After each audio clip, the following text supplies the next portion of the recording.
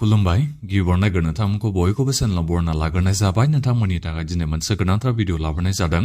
लोगोफोरजोंहा 12,000निबो बांसिन साख्रिनि भेकेन्सि ओंखारना फैदों। दा बेनिखायनो आं नोंथांमोननिसिम बे भिडिअनि गेजेरजों गासिबो साख्रिनि बागै मोजाङै खोन्थाहरनो सानदों, जाहाथे जायफोर नोंथांमोना मेट्रिक पास जानानै दङ, जायफोर नोंथांमोना ITI लानानै दोननाय दङ, जायफोर नोंथांमोना ग्रेजुवेट पास जानानै दङ, नोंथांमोना एप्लाइ खालामजोबनो हायो। दा बेनि थाखाय आं नोंथांमोननिसिम बे भिडिअनि गेजेरजों साख्रिनि बागै पुरा डिटेल्सै खोन्थाहरनो सानदों। दा बेनिखायनो बयबो नोंथांमोना भिडिअखौ जोबजासिम नायना ला, जाहाथे नोंथांमोना गासिबो साख्रिनि थाखाय एप्लाइ खालामनो हायो। दा बेनिफ्राय आंनि नोंथांमोननिसिम मोनसे खावलायनाय थाग्रोबाय, गिबियावनो गासिबो चेनेलखौबो साबस्क्राइब खालामना लाग्रोलायनानै, जाहाथे नोंथांमोना बेबादिनो साख्रिनि आपडेटखौ नैबे चेनेलनि गेजेरजों मोननो हायो। आं गिबियावनोथ' नोंथांमोननिसिम नैबे रेलवेनिफ्राय फैनाय साख्रिनि बागैनो खोन्थाहरनोसै। जोंहा लोगोफोर बे फुल नटिफिकेसना एसे उनावनो फैनो थांगासिनो दङ, नाथायबा दायो जोंहा एप्रुभ जानाय भेकेन्सिनि थाखाय जोंहा नटिफिकेसना ओंखारना फैखाबाय। नोंथांमोना कालारखौबो नायनो हागोन। नै थांनाय फेब्रुवारिनि 19 तारिखआव जोंहा बे एप्रुभ जानाय नटिफिकेसना ओंखारना फैदों। दा जोंहा बे साख्रिनि भेकेन्सिनि नामा जाहैबाय एसिस्टेन्ट लक' पाइलटनि थाखाय जोंहा साख्रिनि भेकेन्सिया फैनो थांगासिनो दङ। दा बिनि थाखाय जोंहा एप्रुभ जानाय भेकेन्सिया बेसेबांनो 11,127 जोंहा साख्रिनि भेकेन्सिया दायो एप्रुभ जाखाबाय थांनाय फेब्रुवारिनि 19 तारिखसिमाव। दा बिनिफ्राय जोंहा जर्नाल वाइसआवबो जोंहा भेकेन्सिखौ होना दोनदों। नोंथांमोना बेखौ नायबानो जाबाय, बबे जर्नालाव बेसेबांसो साख्रिनि भेकेन्सिया दङ बेखौ जोंहा बेहाय गासिबो होनानै दोनजोबखादों। दा टटेल जोंहा साख्रिनि भेकेन्सिया जाहैबाय 11,127। दा लोगोफोर नोंथांमोना नैबे एसिस्टेन्ट लक' पाइलट साख्रिनि थाखाय बेसेबां जानांगोन, नोंथांमोननि फरायनाया मेट्रिक पास जानायजों लोगोसेनो बोसोरथामनि नोंथांमोननियाव ITI थानाय जानांगोन। अब्लानो नोंथांमोना नैबे एसिस्टेन्ट लक' पाइलट साख्रिनि थाखाय एप्लाइ खालामनो हागोन। आरो जायफोर नोंथांमोना BE लानाय बोसोरथामनि, दा नोंथांमोनाबो एप्लाइ खालामनो हायो। आरो बिनि अनगायैबो माखासे क्वालिफिकेसन थानायाबो नोंथांमोना एप्लाइ खालामनो हायो। दा बेफोरनि बागै आं नोंथांमोननिसिम जेब्ला नैबे साख्रिनि फुल नटिफिकेसना फैगोन, ओरैनोथ' एसे उनावनो फैनो थांगासिनो दङ। दा बेनिखायनो जेब्ला फुल नटिफिकेसना फैयो अब्ला आं नोंथांमोननिसिम मोजाङै भिडिअ लाबोगोन। दा बेनिफ्राय सेलारिखौ नोंथांमोना बेसेबां मोनगोन, सेलारिखौ नोंथांमोना साननो नाङा बे साख्रिया मेट्रिक पासनि साख्रि होननानै नोंथांमोना खम मोनगोन, बेबादि सोरबा नोंथांमोना साननो हागौ। नाथायबा जोंहा बे सेन्ट्रेल सरकारनि साख्रि जाबाय नालाय, दा बेनिखायनो सेलारिखौ नोंथांमोना 40,000नि आप मोननो हाखागोनखा गिबि सेलारियानो। दा बेनिखायनो जोबोद बुरजा नोंथांमोना सेलारिखौ मोनलांनो हागोन नैबे एसिस्टेन्ट लक' पाइलट साख्रिनि थाखाय। आरो बे साख्रिया जोबोद मोनसे मोजां साख्रि दे। दा बिनि थाखाय जोंहा एप्लाइ खालामनाया एसे उनावनो जानो थांगासिनो दं। आं नोंथांमोननिसिम जेब्ला फुल नटिफिकेसना फैगोन अब्ला आं नोंथांमोननिसिम भिडिअ लाबोगोन। दा बिनिफ्राय फैदो जोंहा आरोबाव बबे डिपार्टमेन्टनिफ्राय साख्रि ओंखारना फैदों। जोंहा आसाम सरकारनिफ्राय पान्चायत एन्ड रुरेल डेभेलपमेन्ट डिपार्टमेन्टनिफ्राय जोंहा साख्रि ओंखारना फैदों। नाथायबा बे साख्रिया जोंहा जाहैबाय कन्ट्रेक्चुवेल साख्रिसो। नोंथांमोना बेखौ पार्मानेन्ट साख्रि साननो नाङा, बे जाहैबाय जोंहा कन्ट्रेक्चुवेल साख्रि। टटेल साख्रिनि भेकेन्सिया बेसेबांनो 1508 जोंहा साख्रिनि भेकेन्सि दङ। पान्चायत एन्ड रुरेल डेभेलपमेन्ट डिपार्टमेन्टनिफ्राय जोंहा बे नटिफिकेसना ओंखारना फैदों, साख्रिनि एडभार्टाइजमेन्टआ ओंखारना फैदों।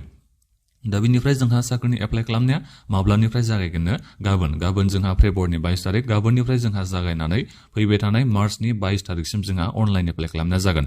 दा बेखौ नोंथांमोना फ्रियावनो अनलाइन एप्लाइ खालामनो हागोन, थाइसेबो होना जासिनो। जोंहा बेहाय लिरना होनाय दंखायनो नोंथांमोना नायबानो जाबाय। दा बेनिफ्राय साख्रिनि भेकेन्सिनि नामफोरा जाहैबाय जोंहा एक्रेडिट इन्जिनियार। दा बिनि थाखाय जोंहा 291 जोंहा साख्रिनि भेकेन्सिया दङ। दा बिनिफ्राय बैसोआ बेसेबां जानांगोन, 18 बोसोरनिफ्राय 40 बोसोरनिसिम एप्लाइ खालामनो हागोन। मान्थलि रिमिनारेसन नोंथांमोना मान्थलि सेलारिखौ बेसेबां मोननो हागोन, 18,000 नोंथांमोना मोननो हागोन जाहैबाय। दा बिनि थाखाय नोंथांमोननि फरायनाया बेसेबां जानांगोननो, डिप्ल'मा थानाय जानांगोन सिभिल इन्जिनियारिंआव। आरो बेजों लोगोसेनो कम्पिउटार सार्टिफिकेटनि नोंथांमोननियाव डिप्ल'मा थानाय जानांगोन, माने कम्पिउटार एप्लिकेसन थानाय जानांगोन।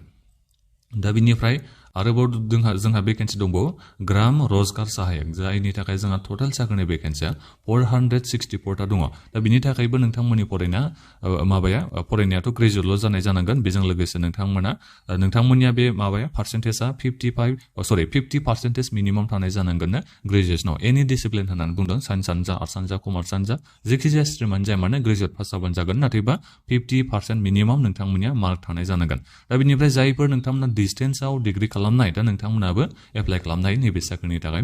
आरो बेजों लोगोसे 6 मान्थसनि नोंथांमोननियाव कम्पिउटार एप्लिकेसननि डिप्ल'मा थानाय जाथारनांगोन ना, मिनिमाम बोसोरसेनिबाबो जागोन। नाथायबा खमथारानो जाहैबाय 6 मान्थसनि कम्पिउटार डिप्ल'मा सार्टिफिकेट नोंथांमोननियाव थानाय जानांगोन नैबे ग्राम रोजगार सहायक साख्रिनि थाखाय दा नोंथांमोना सेलारिखौ बेसेबां मोननो हागोन बेनि थाखाय 15,000 नोंथांमोना मान्थलि रिमुनेरेसन एबा सेलारिखौ नोंथांमोना मोननो हागोन दा बेनिफ्राय कम्पिउटार एसिस्टेन्टनि थाखायबो जोंहा साख्रिनि भेकेन्सि ओंखारना फैदों जायनि थाखाय 291 ता जोंहा साख्रिनि भेकेन्सि दङ 15,000 नोंथांमोना सेलारि मोननो हागोन बैसोआ एखेयानो ग्रेजुएसन पास जानाय जानांगोन मिनिमाम 50% नोंथांमोननिया पार्सेन्टेजआ थानाय जानांगोन ग्रेजुएसनाव एनि स्ट्रिम दा बेनिफ्राय जायफोर डिस्टेन्सआव डिग्री खालामनाय नोंथांमोनाबो क्वालिफाइ नोंथांमोनाबो एप्लाइ खालामनो हागोन आरो बेजों लोगोसेनो नोंथांमोननियाव मिनिमाम 6 मान्थ्सनि कम्पिउटार डिप्ल'मानि सार्टिफिकेट नोंथांमोननाव थानाय जानांगोन दा बेनिफ्राय दंबावो जोंहा ग्राम पन्चायत कअर्डिनेटरनि थाखायबो भेकेन्सि जायनि थाखाय जोंहा टटेल साख्रिनि भेकेन्सिया 462 ता दङ बिनिफ्राय 15,000 नोंथांमोना सेलारिखौ मोननो हागोन दा बिनिफ्राय ग्रेजुएसनजों लोगोसेनो नोंथांमोना बेहाय डिस्टेन्सबाबो जागोन जायखिजाया ग्रेजुएसनाव 50% मार्कआ थाबानो जाबाय मिनिमाम दा बिनिफ्राय 6 मान्थ्सनि कम्पिउटार डिप्ल'मा सार्टिफिकेट मिनिमाम थानाय जानांगोन टटेल जोंहा साख्रिनि भेकेन्सिया जाहैबाय 1508 ता दा नोंथांमोना गासिबो मिथिजोब्बाय जानांगौ बेफोर जाहैबाय जोंहा कन्ट्रेक्चुअल साख्रिनि भेकेन्सि फैनाया पन्चायत एन्ड रुरेल डेभेलपमेन्ट डिपार्टमेन्टनिफ्राय जोंहा आसाम सरकारनि बे भेकेन्सि ओंखारना फैदों दा बिनिफ्राय बेसेबां गोबावसिम नोंथांमोना बे कन्ट्रेक्चुअल साख्रिखौ जबखौ मोनबाय थानो हागोन दा बेयो बोसोरसेनि थाखाय दा बेखौ बुंथ'दों नाथायबा रिनिउ जागोन नोंनि बे पारफरमेन्सखौ नायनानै बिथांमोना नोंनि बे कन्ट्रेक्चुअल माबा पस्टखौ माने रिनिउ खालामनो हागोन बारायना होबाय थागोन आरो एक्सटेन्ड बेखौ खालामबाय थागोन ओरैनो बे माने माबा नङा बेयो जाहैबाय जेनेबा बोसोरसेनि थाखायल' नोंथांमोना मावनो हागोन बेबादि नङा बेखौ एक्सटेन्ड खालामबाय थागोन रिनिउ खालामबाय थागोननो नोंनि बे पारफरमेन्सखौ नायनानै जुदि नोंथाङा मोजां खामानिखौ मावोबा अब्ला नोंनि बे जबा बोसोरसेनि उनावबो थाबाय थागोन जाहैबाय दा जोंहा बेखौ बेहाय लिरनानै होदों दा बेनिखायनो जायफोर नोंथांमोना एप्लाइ खालामनो सानदों गाबोन नोंथांमोना भिडिअनि डिसक्रिपसनाव होनाय लिंकआव थांनानै एप्लाइखौ खालामबानो जाबाय सेलेक्सना बोरै जागोन गिबियावनो रिटेन टेस्ट लानाय जागोन नोंथांमोननिसिम बेखौ खोन्थाहरनो बावबायसो सेलेक्सन प्रसेसनि बागै मिथिनाया जोबोद गोनांथार आरो बिनिफ्राय रिजार्भेशननि थाखायबो जोंहा भेकेन्सि दं दा बेफोरखौबो नोंथांमोना नायबानो जाबाय जों बर'फ्रा एसटिपि केटेगरियाव गोलैयो नालाय दा बेनिखायनो एसटिपि केटेगरियाव बेसेबांसो रिजार्भ जोंहा भेकेन्सि दं बेखौ जोंहा होनानै दोनदों बेखौ नायफैबानो जाबाय दा बिनिफ्राय नोंथांमोननिसिम बोरै एप्लाइ खालामनो नांगौ मा साइज डकुमेन्ट्स आपल'ड खालामनांगौ बेखौ गासिबो होनानै दोनजोबदों बेखौ नायबानो जाबाय दा बिनिफ्राय नोंथांमोना रिटेन एग्जाम होनो नांगोन दा रिटेन एग्जामा जोंहा 75 मार्क्सनि जागोन जाहैबाय दा बिनिफ्राय बेहाय नेगेटिभ मार्क्सआ जोंहा 0.25 जोंहा बे नेगेटिभ मार्क्सनि थागोन मोनसे कुइसननि थाखाय जोंहा 1 मार्क थागोन बेखौ जोंहा लिरनानै होदों मोननै पेपार जागोन जाहैबाय ओमफ्राय सेकेन्ड पेपारनिया जोंहा 2 मार्क्स थागोन जाहैबाय बिनिफ्राय नेगेटिभ मार्कआ 0.5 जोंहा नेगेटिभ मार्किं थागोन जाहैबाय दा बिनिफ्राय मा सिलेबासजों जोंहा एग्जामा जागोन बेखौ लिरना होदों बेखौ नोंथांमोना